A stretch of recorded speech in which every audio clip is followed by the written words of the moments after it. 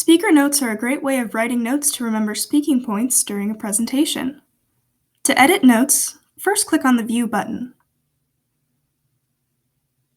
Make sure that the Show Speaker Notes option is enabled. At the bottom of each slide, you will see the area where you can add notes. You can add different notes to each individual slide.